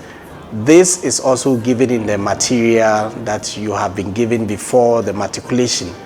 So I would like you to read carefully so that you know what is required of you before the examination. So the instructions to candidates before exams is in the conduct for undergraduate program and then the student guide. So take these materials that you have already been given, take a read. I'm sure within 1 hour you should finish. Most importantly, there would be a timetable for the beginning of the semester. Try and look at the timetable and then the classrooms that you will need for all the courses. Then, most importantly, there will be a final examination timetable. Usually before the examination, you have the draft and then you have the final examination timetable. Within the timetable, we have the various rooms for the various examinations. So do well to acquaint yourself. Most importantly, you need to be in the examination room 30 minutes. So I will advise that all undergraduate students who are in the university for the first time, the week before the examination, try and acquaint yourself with all the rooms and try and be at the examination center 30 minutes before the examination. Make sure that you do not take any foreign material to the examination room. And once you are seated, you will need at least 30 minutes before you'll be allowed to get out. No examination malpractice should be done within the premises of the examination, where the examination is taking place, or around the venue. So no foreign materials, no mobile phone. Make sure you just go with your calculator, your pens, and all the materials that you need for the examination. So again, do well to read the instructions. If you absent yourself from the examination and there are valid reasons, maybe you were involved in an accident or you were sick, then you will need to report to the examinations office and then also to your head of department. For medical grounds, you will be required to retake the paper at another date. However, if you fail to report the incident, then it's going to be recorded as a fail.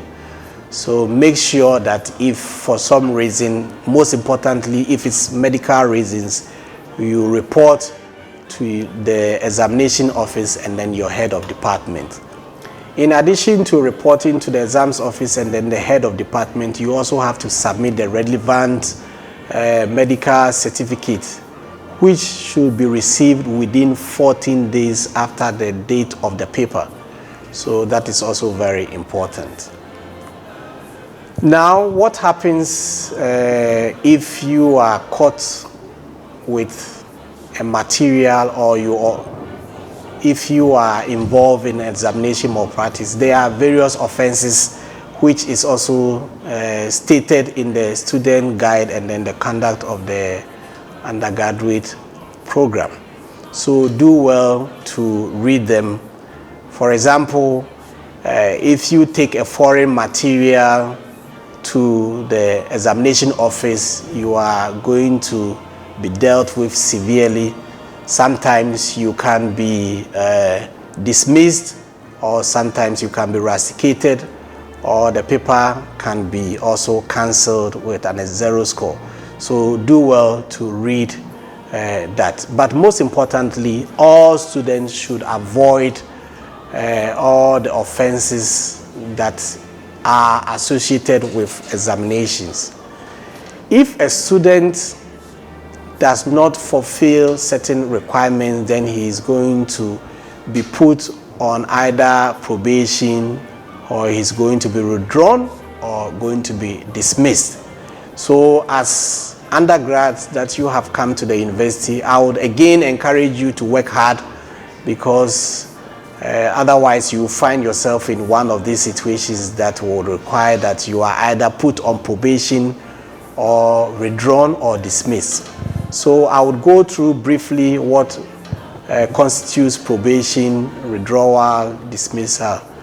First of all, a student shall be considered to be on probation in any of the following situations. If you have a second and third year student who is trailing 5 or 6 courses at the end of the second semester, then that student will be put on probation. Or if you have a first, second, and third year student on obtaining a cumulative weighted average of less than 45% to 49.99 at the end of the second semester, such a student will also be put on probation. And then lastly, a student on probation is required to improve his or her performance and be in good standing within the 2 semesters. If the student fails, then he would repeat the year. A weighted average or a cumulative weighted average of less than 45%, then you would be withdrawn. If you are involved in any of the examination or practices and it's severe, then you will also be dismissed. So I will encourage you that you read the student guide and the conduct of undergraduate programs so that you would be familiar with all the rules and regulations regarding exams. So in summary, I will encourage you that you look at the assessment methods in UMaT and you also look at the regulation regarding examination. I wish you a nice stay at the university and I wish you all the best.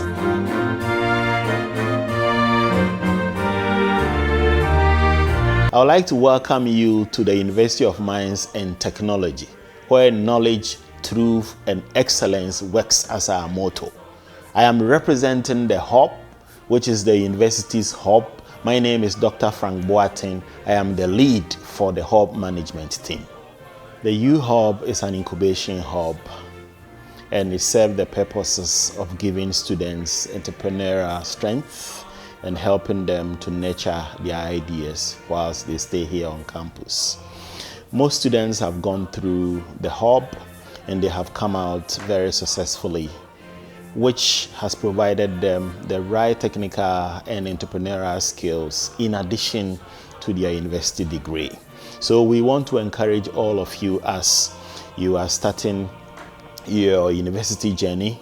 We want you to pay attention to the hub, visit the hub, nurture your dreams, aspirations, and ideas. So at the end of the period, you would realize that you have gained suitable entrepreneurial skills that will help you get into the world of work.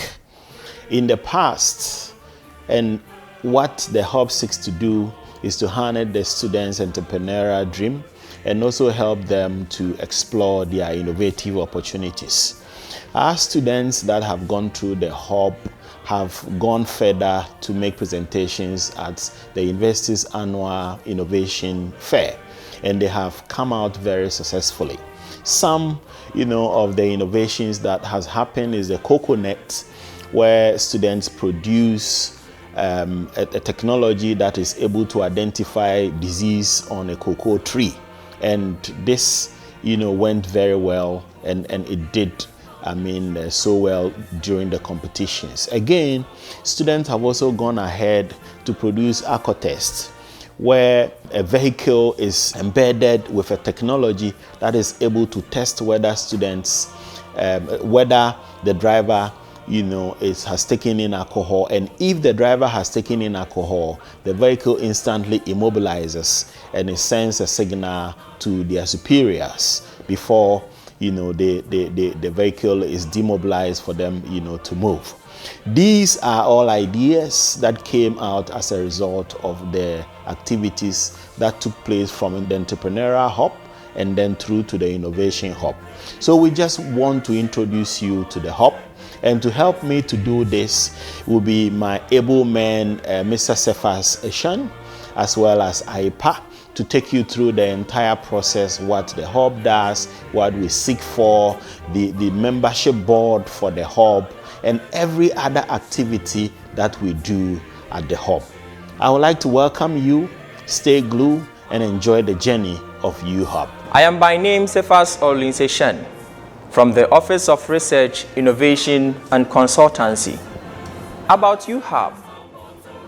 UHUB is an innovative and transformative space dedicated to turning ideas into reality, specifically tailored to serve the university community, including students, teachers, and non-teaching staff. as well as the catchment communities of the university. The management of the UHUB comprised of Dr. Frank Boaten, Dr. Kofi Kamasa, Dr. Sylvester Akpa, Mr. Ernest Adadze, Mrs. Florence Inchua Abo, Mr. Simon Asare, and Mr. Isel Ayepa. UHUB is a catalyst for entrepreneurial growth.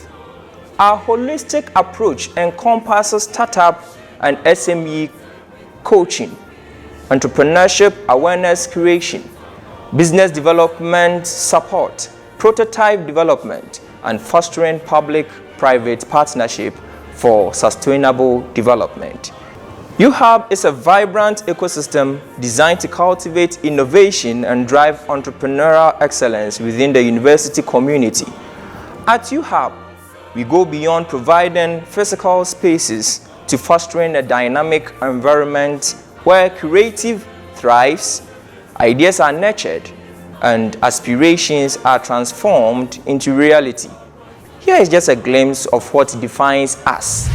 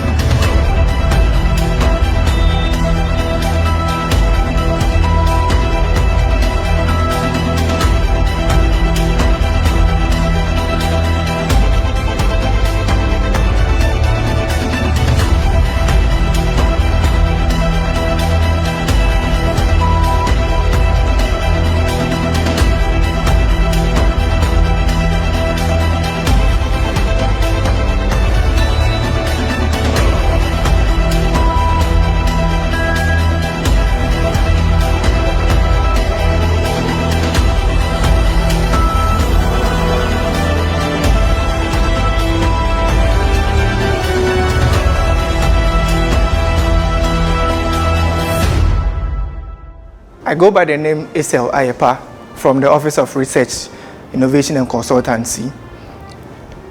We do a couple of things, but to talk about a few, we do startup coaching and SME mentoring. So in this, we give in-depth guidance to our startups and our SMEs, where we give them how to build their business profiles, how to build their business plans. We give them coaching on practical insights, market research, customer segmentation, customer reach, customer retention, and a couple of things as well. We also give them tailored support. Tailored support in the sense that some businesses do not actually know the business aspect of their businesses they are doing. What things that we see in Africa or Ghana is that most at times businesses start by inheriting them from their family members, and therefore they do not have the knowledge of the business. So we give them tailored support in how to go about the business operations. Taking an example as poultry farmers. Poultry farmers, I could be a kid who grew up from a family that would do poultry, so automatically in one way or the other I would also have the skills of doing poultry, but I do not have the business knowledge of the poultry farming. So at the hub, we give our SMEs and startups tailored support for their businesses on how to go about their business operations. We also give them workshops and networking spaces where we connect them to industry experts. We give them trainings on their brandings, their sales, and a couple of things. They come in to learn, get certified, go back into their businesses and implement them. We also do entrepreneurship awareness creation. In this, we cultivate the mindset of entrepreneurship. To talk about our students, some students might not only be good with the book and pen, they might have other ideas that they would cultivate and bring them into realities and serve as business opportunities for the world out there. So we give them awareness on how to cultivate these ideas. As the name goes, or as our motto goes, realizing your ideas into realities. So when we bring these students together, we give them coaching on how to cultivate these ideas into realities. Furthermore, we give them inspiration on how to explore. Inspiration on how to explore. Many a times people will go by the saying that I have the idea, but I am afraid that someone will take the idea from me when I sell it to them. But at the hub, we take all these ideas and we teach them how to go about the ideas from just the idea stage to a reality. And that is one of the things we do. Also, we do business development support. Business development support. In here, we give comprehensive resources to our SMEs and any other person who comes in for business support. I mentioned earlier that we do business plan, we do business profiles, we do sales and marketing, we do branding also for people who come in for business support. Furthermore, we give skill enhancement to our participants, our SMEs, and any other person that comes into the hub as either an incubatee or a mentee. So one of the key things we do at the hub is skills acquisition. Skills acquisition, not only in the field of business, but then also in the field of entrepreneurship as well. We give them skill sets like how you can make right sales, how you can make direct sales, B2B sales, and all of that. Also, we do prototype development. Prototype development. When we talk about prototype development, we are looking at the space where the ideas that we've gotten, we don't just leave them at the idea stage, but then we build on them to get something we call a prototype. A prototype is more or less like a sample of what we're actually working on. So we'll build a prototype for the ideas, we test them in the market before finally we bring it out as a marketable good or a marketable finished product. So that is what we do. We also give expert guidance to people who are in the space of prototyping. So if your business idea or if your entrepreneur idea has to do with mechanical issues, that has to do with electrical or whatever, we bring experts on board that will coach you and help you build a market-ready prototype. Finally, we also do public-private partnerships for sustainable development. Many a times you realize that most businesses are not sustainable because they do not have the well outlined processes or they don't have good connections with people out there. So they be in their existence for about 2-3 years and they fall off because they are not sustainable. So we give them sustainability coachings so that they will be sustainable. We connect them to experts in the industry, experts in academia, and then in their business field, so that as the days evolve and as the days goes by, whenever crisis rise, they know how to keep whatever they are doing and to be sustainable. Circular economy is also one of the things that we do. We look for from the businesses that we bring into the hub. To mention by a few, these are a couple of things we do at a hub. In the hub, we believe that it is not just a facility. We believe that it's not just a place where we bring in people, but it's an ecosystem where we cultivate dreams and transform them into tangible success ideas or stories. As a student who has come to UMaT, we believe that you would have an idea beyond the books that you are studying. You would have something you want to do. You would have a brain or a mindset somewhere that you would want to develop it into something else. I am telling you by this that the hub is the right place to go. Come to the hub. You can locate us at the main auditorium, the ground floor of the main auditorium. When you come to the hub, experts, good staff are there to welcome you and to convert your idea into a success story that would help your future, would help Ghana, and would help the world at large. Come and let's realize your idea into a success story. Thank you. Rightly said by Mr. Ayipa, UHUB isn't just a place. It is your dynamic ecosystem for turning dreams into reality. Crafted for the university community, our services offer a transformative journey, inviting you to bring your innovative ideas to life. Explore possibilities with UHUB. See your ideas take flight. It's more than a launch pad. It's the catalyst to unlock your entrepreneurial potential, come to UHUB and realize your ideas come to fruition. Come to UHUB and see the best of yourself. Come to UHUB and experience the best. You can come to our office at the main auditorium of the University of Mines and Technology.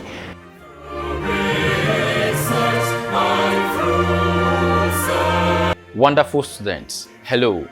The Students' Representative Council welcomes you to the University of Mines and Technology. We acknowledge your presence in this prestigious learning environment. The SRC, as the legitimate body that governs all students, we assure you of a resolute and concrete representation. We are because you are, and we will respond to your voices at all times. We are very aware that your parents are not physically here with us, but we know that in their minds and in their hearts, they are present with us. We shall therefore strive intellectually to create a conducive learning environment for you and your families as they stay with us. We wish you a successful university life. Thank you.